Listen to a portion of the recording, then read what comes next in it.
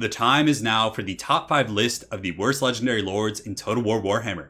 So in today's video, we're going to be focusing explicitly on legendary lords, and we will not be touching upon standard lords like a General of the Empire or a Beast Lord, or anything like that. So you guys are going to be seeing some of our local favorites who've been featured here on the channel countless times, but more specifically, these are my opinions. Just remember that circumstantially, some of them might be better than the ones higher up on the list, depending on the matchup, but these are lords who I just feel are just terrible, and honestly, bringing some of these lords can just lose you the game outright, even if the rest of your army is pretty good. So on that note, guys, let us begin with number 5 on this list. We're going to be talking about Prince Sigbald. So Sigbald is one of those lords that he's really only good at one thing, and he has gotten a couple buffs to his melee attack and melee defense, as well as his weapon strength. He used to be in the 400s for his weapon strength. Now he's up to 520, which is pretty good. Granted, his armor piercing is very poor. Of his 520, only 180 of that is armor piercing. So he's really not going to be able to duel any of those lords, even though he's technically a duelist, that have, very heavy armor piercing values. He kind of just gets cut down. He has a relatively low HP pool. I think he's at 3915 total. And let's actually go ahead and take a look at Grimm Gore, because I know Grimm Gore is one of the other ones who has like really low HP pool. So Grimm Gore is actually at 3852. So Sigbald does actually have more HP than Grimm Gore Ironhide, like a tanky burly orc, which is another ridiculous topic we'll get into. But regardless, Sigbald has trouble dueling other lords. He has no mount option, so he basically just has to waddle, and he's kind of quick. He does have 40 speed, and if there is a niche for Sigbald, I think it's against like Wood Elves or factions that are trying to snipe your lord. If you're expecting like Final Transmutations and Spirit Leech spam, Sigbald's okay simply because he won't die and therefore penalize your army. But aside from that, he's just slow. He can't even duel, which is what he's designed for. I mean, yes, he does have charge defense. He's a great punching bag. He's kind of like, you can just put him there and just let like the big heavy, Mike Tyson lords just get in there and treat him like a heavy bag, and he is good for that. But for the most part, he doesn't bring much to the table. As far as chaos goes, you have, Sartorial, who's mobile, has good magic, causes fear and terror, just good missile resist. You have Kolek, who's one of the best duelists in the game. And I honestly think that Archaon is even better than Sigbald. Yes, Archaon is a little bit less durable. I mean, he does have a silver shield and more armor, but Archaon can't heal himself. Sigbald does, of course, have the auric armor, which allows him to heal, but again, that just kind of contributes more to him being a punching bag. I don't think it's going to be like a huge game-changing thing. Whereas Archaon, he does bring at least a lore of magic to the table. He has a mount, so he can get around. Slayer of Kings can give him some huge burst damage. But I really do think that Prince Sigbald deserves the number 5 spot on this list. He does have a niche, like I said. So circumstantially, in competitive matches, maybe against Wood Elves or an Empire build that's really trying to snipe you, Sigbald can be good. But aside from that, I just think he's a pretty mediocre / terrible lord. But it's unfortunate. I used to like him a little bit more in Total War Warhammer 1, but when I started experimenting more with Sartorial and Kolek and these other guys, it's just kind of like he just falls to the wayside. So he's going to be taking the number 5 spot on our list. And now on to number 4. So for number 4, we have one of the sons of Bretonnia. We have Albarrack. So Albarrack is he's kind of just like an overpriced lord. He doesn't bring like too much that's unique to the table. And when you compare him to King Lewin, for example, King Lewin can regenerate. He's just an absolute beast. The Sword of Corone is a pretty good item. The Lion Shield with King Lewin is also quite good for keeping him alive from Spirit Leeches and Focus Fire. I mean, it gives 44% magic and missile resist on King Lewin's Lion Shield, which is great. And unfortunately, Uncle Albert just has his stupid trident. So the Wrath of Manon is just it's just mediocre. Yes, I guess it could be decent against like Beastmen or factions with low leadership, because it does do negative 16 leadership on contact, but it just seems like a mediocre ability. It has, it just doesn't perform for what you're paying for him. So if you're paying for Uncle Albert compared to a standard Bretonnian Lord, so let's go ahead and get the two compared here. So standard Bretonnian Lord up on his full mount is going to be costing you 1884, whereas Uncle Albert on his full mount is going to be costing you 2155, and honestly, he just has a little bit more of a charge bonus and like a minor stat increase. It's really not worth the cost increase. And as far as like legendary lords go, he just doesn't bring a whole lot to the table.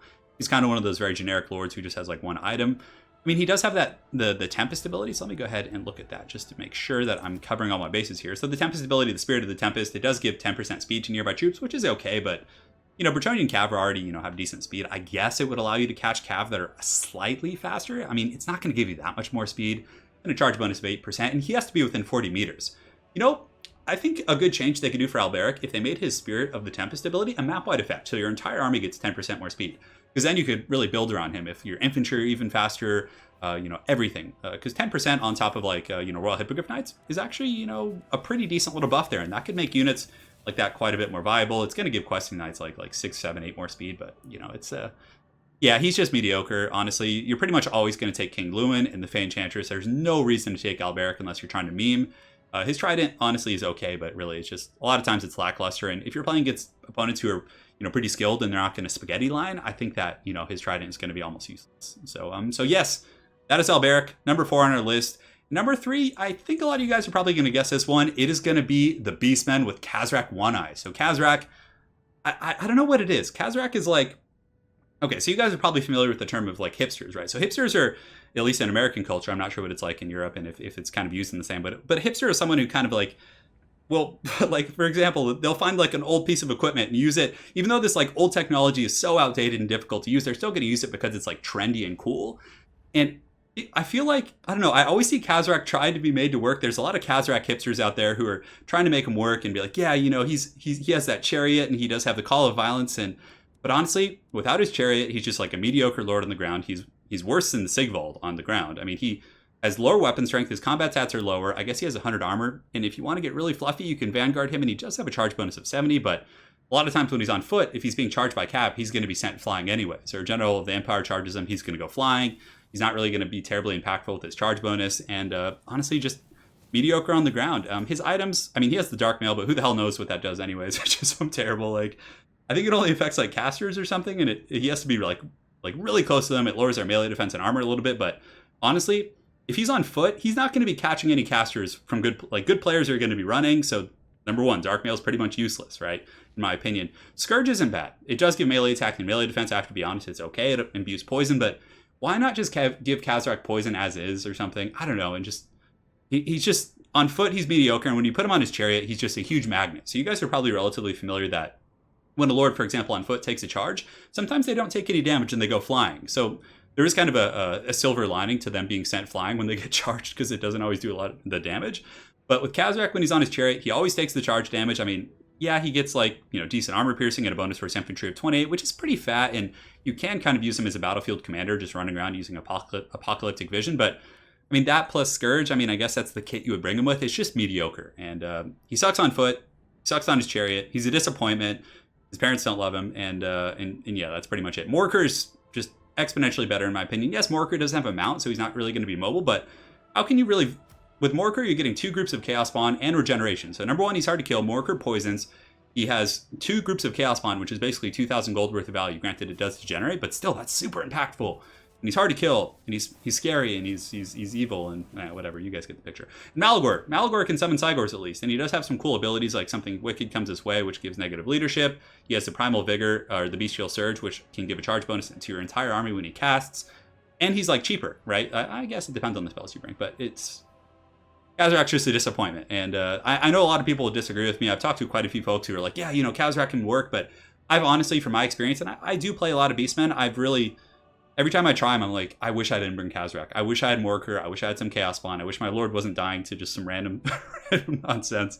So Kazrack is going to be taking the number 3 spot on the list. And guys, number 2 is going to be Helmand Gorst. So yes, I do think that Helmand Gorst is better than the number 1 spot on the list, which you guys are going to be seeing. Gorst's big problem is, and honestly, if Gorst got a slight buff to one of the characteristics on his stat cards, if he got a speed buff, so when you put him on his corpse card, he has the effects of a Mortis Engine. So number 1, Mortis Engine effects got nerfed recently. So now, anytime you want to be applying a Mortis Engine effect, you need to be in melee. So haggard old Gorst, who has like 45 armor, terrible defensive stats for the most part. I guess his melee defense is 44, which isn't bad, but he's squishy. He has low armor, so he has to get into melee. So now you actually have to send Gorst into harm's way for him to kind of be benefiting from that Mortis Engine effect, number 1. Number 2, and this is his biggest problem, Gorst is so slow. He has 23 speed. So a lot of times with the vampire counts, you're going to be facing off against missile factions, artillery. And if you have Gorst, if you're moving your army as 1, it's going to slow your entire army down to 23 speed. You're going to be taking more missile fire, more skirmish fire. Gorst is a sitting duck. He is so slow, you can't even side strafe. Like a lot of times if you're taking cannon fire on a lord, you can move him side to side to avoid the artillery shots. But Gorst, he's too slow. He's just going to take it right to the face. He's a big juicy target, and yeah, that's pretty much it. The reason why Gorst isn't number 1 on this list is because he has to put himself into harm's way and all that kind of stuff. But the reason he's not number 1 is because if Gorst is left unimpeded and you're not facing off against a missile faction, so very niche situations in which you can actually protect him and keep him in like a Death Star, he does provide a more AoE buff with his Unholy Lodestone. It's going to be healing. He also does have the Vigor Mortis to give melee attack and melee defense. And he does have a Mortis Engine effect. So if left unimpeded and in the proper matchup, Gorst actually can be threatening. Like, you know, it almost makes me think that Gorst should have been higher on this list because honestly, I think that, yeah, Kazrack's probably better than Gorst because his mobility and the fact that Gorst can just lose you the game outright because of how slow he is and also how much mobility he takes away from your whole army. But Because, I mean, like, you can rush your army forward, but then Gorst is going to be behind, and it's just like, it's a disaster on all fronts. But Helmand Gorst can be a bit threatening if he's left unimpeded. So if you're facing off against a faction that has poor missile play or no missiles at all, so let's see, for example, maybe against like Beastmen he's okay, because they don't usually bring raiders, and sometimes you'll get throwing axes kind of picking them, but at least they're short range, so you can kind of pressure them away. Like, I've had games where Gorst is like, won me the game, or I've even lost to Gorst before where I didn't bring any missiles because I never assumed in a million years they would bring Gorst. And like, he actually punished me a little bit. So that's the reason why he's not at number 1. But again, just to summarize things, he's slow. He drags your army down. He's a big target. He can't even get away from threats. Any flying lord who sits on Gorst for any number of seconds is just going to pound him. And if you want to defend Gorst, you have to allocate resources to defend him, which is then taking away those resources from the rest of the battlefield. So Gorst, the mighty meme lord himself, takes the number 2 spot. And guys, now it is a moment of truth. We're going to be talking about the number 1, in my opinion, remember my opinion, worst legendary lord in Total War Warhammer. That is Grimm Gore Ironhide. So yesterday, Professor Pone and I did a little bit of testing with Grimm Gore, and we were like, I wonder, Grimm Gore's an armor-piercing specialist, right? He has the Wah, he has Gitsnik. We're like, I wonder if Grimm Gore, who, when he's fully kitted with Gitsnik, costs about 1955, can Grimm Gore, when he's fully kitted, beat a group of greatswords? And the answer is no, he cannot. Grimm Gore actually loses the greatswords. He's relatively slow at 38 speed. I guess he's faster than most lords, but he really just brings nothing to the table. He is immune to psychology, which is fine, but what often ends up happening is it takes him forever to cut through anything. Like, maybe he needs more splash damage. He couldn't even kill these greatswords. Like, the greatswords literally soloed him and beat him, which was just ridiculous. He has 500 weapon strength, which is, that could even be buffed. I mean, in lore, Grimm Gore is supposed to be like a terror in the night, like cleaving through entire armies. But in Total War Warhammer, he's just a limp noodle. I don't know, that felt weird saying that, but he has such a low HP pool. Why does Grimm Gore have 3,852 HP and Skarsnik, a goblin? Yes, I know that maybe Gobla's HP pool is incorporated, but Skarsnik has 4,700 HP. Like, Skarsnik is tankier, much tankier than Grimm Gore, and he has charged defense against large foes. He has anti-large. Grimm Gore should have something like really redeeming. Gitsnik is like a mediocre activated item. You're like, oh yeah, I'm gonna pop Gitsnik. Then that's gonna make Grimm Gore good. Let's give him 26 melee attack and 40% armor piercing damage. Then all of a sudden your opponent just turns and runs away. Grimm Gore's like trapped in some like mediocre zombies. He can't even get away from the zombies. He's so slow and clunky. And like, he's just so bad. And like, some people might be, but he has the Wah. He can buff your entire army. Yeah, so can all the Greenskin Lords. Like, that's not even unique to him. Like, he needs something. Grimm Gore needs a better Wah. Maybe his Wah should give like an extra characteristic, like the biggest and baddest Wah, right? Give him an anti-large bonus so that if somebody does come near him, give him like a huge one of like 30 or 40. So if like Colette comes and wants to bully him, because honestly, if Grimm Gore, he got a mass increase, but even when he fights like big lords, he just gets knocked over and pushed around and really accomplishes almost nothing unless they're not focusing on him. And he's such an easy target. He has a low HP pool. A couple spirit leeches before the battle can honestly just like neuter him and make him almost useless. And yeah, he's just bad. Like, he's slow, relatively speaking. He's not a good duelist. He can't beat a group of greatswords. Helmand Gorst can beat him in a duel. Helmand Gorst can summon Graveguard and beat Grimm Gore in a duel. He's just, and that was pretty funny because Professor Pone and I were talking about it. We're like, you know what? Like, I bet you could. I think it was Pone who thought Grimm Gore would win. I'm like, I bet you Gorst will win. And that's kind of how we decided. I know these lists are just for fun, guys. And hopefully you guys enjoy these. But just remember that, like, so we did the duel, right? And Grimm Gore fights Gorst. And it was like some haggard, like, drawn out duel. Just like, Gorst was like riding his cart in circles around the Graveguard. And then he summoned White King. And Grimm Gore just couldn't even, like, even when Gorst came in to fight, Grimm Gore didn't really punish him, right? If he's going to be this slow and this clunky and have this small of an HP pool, like, he should be like Throg. He should have like 5,000 HP. He should have a bone to thirst large. Make him a little bit more expensive, but at least he'll be an impactful lord, right? Give him a characteristic where he can move through troops because he's like a big bully. Like, give him something. Because as far as the Greenskin other lords go, Warzog is like top tier. Warzog is amazing. Bonewood Staff, Effigy. Azag is an amazing duelist. He's flying. He has good armor piercing. Spirit Leech, Faded Buna, just a beast. He has poison on his Wyvern.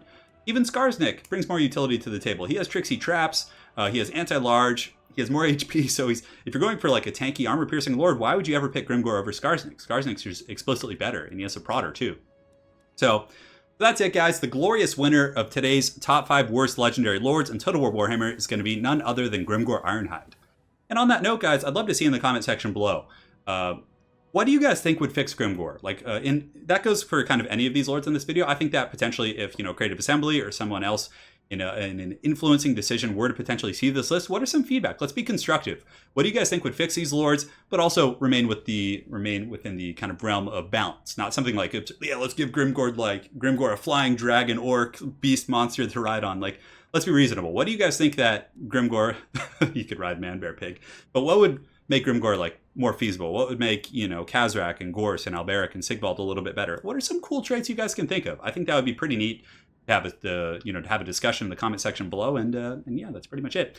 So guys, hopefully you enjoyed this video. If there's any other topics you guys want to see, the list videos pertaining to the better units, that kind of thing, let me know. I think some of the future lists we'll be doing is talking about the best legendary lords. So we'll do one for the best legendary lords. We'll do one for the top 10 best units in the game. So units that I think are really good. We might even do it by faction. So that could potentially be it. So thanks again for watching, guys. Hopefully you enjoyed this video. Please leave any feedback regarding the lords or your opinions in the comment section below, and we will see you guys next time. Take care.